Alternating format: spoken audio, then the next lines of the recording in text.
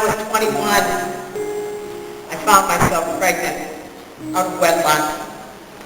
And I decided that anybody with my past shouldn't have any children. And so I decided to give up my baby for adoption. I had the option of getting an abortion, and somebody actually gave me the cash to get an abortion, and I held on to that money for quite a while, tossing back the idea whether to abort the baby or not. But I knew that was wrong, and so I decided to just give him up for adoption. And I carried him full term, and it's so hard when you're a mother and you have the baby inside of you and you feel it moving.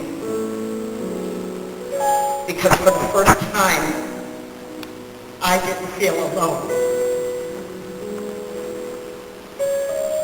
And I gave him up for adoption, and he went into a foster home with a little boy.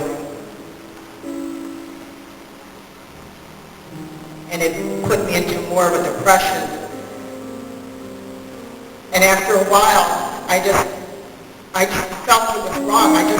I just began to think, well, what if somebody adopts him that they're mean to him? Or what if somebody adopts him and they beat him and they do things to him like was done to me? I could never forgive myself. What if they don't love him the way that I love him? And I went to the adoption agency, and I just said, I want my son back. And they tried to talk me out of it. They just said, well, Sue, you wouldn't make a good mother. Look at your past. And look at you're on probation right now. And look at all these things that happened to you. And you just, he'd be better off with somebody else. But something told me he wouldn't. He was mine. And so I demanded, I want my son. And I met a Christian lady who was a housewife. She was a little housewife. And when we were on the streets, we always used to make fun of housewives, because we thought these were girls that just gave it away for free, and they were stupid as far as we were concerned. But this little Christian housewife, she called me up and she invited me to church, and I said, I don't want to go to church with you. And she talked to me and she prayed for me, and then she told me she went to her Bible study with these other women, and that she prayed for me with these other women. She kept asking me to go to church, and I said, no, I don't want to go to church. But then one day she did something really incredible. I told her I was living on welfare at that time, just me and my little baby. And my son, he only had 2 pairs of pajamas.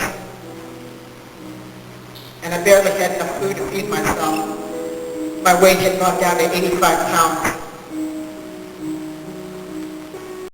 And she showed up at my house with a whole carload of baby clothes and bottles and diapers and formula and everything that I could possibly need for that little baby for 3 years.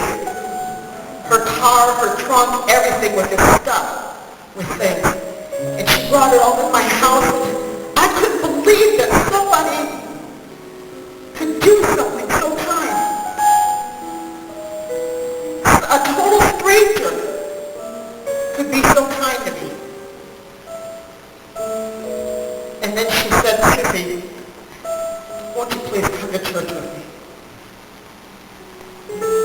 Your life doesn't have to be like this. God's got a plan for you. He really does, baby.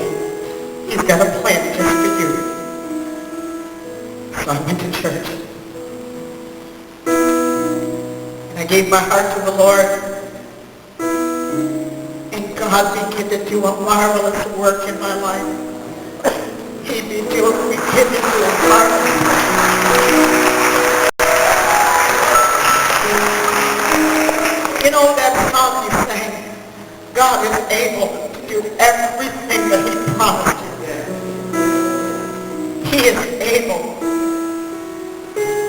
See, the Bible says that he places the lowly in families. And that's what he did. He gave me a family that don't beat me. He gave me a family that gives me hugs. And he gave me a family that loves me and encourages me.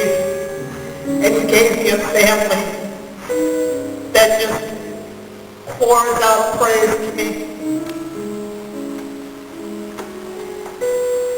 My husband and I have been married for almost 34 years.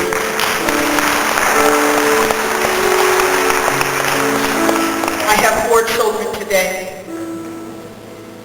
And my son Shiloh is sitting in the front row.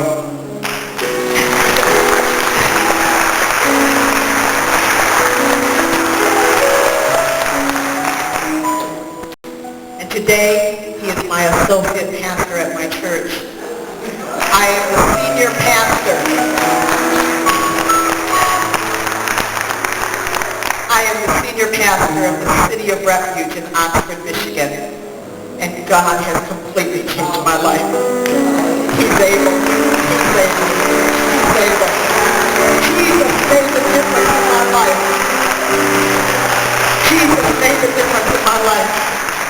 You know, when I was a little girl, I used to pray that my real father would come and rescue me from all the suffering and all the pain. And Jesus really did. He came. His name is the Father, the Son,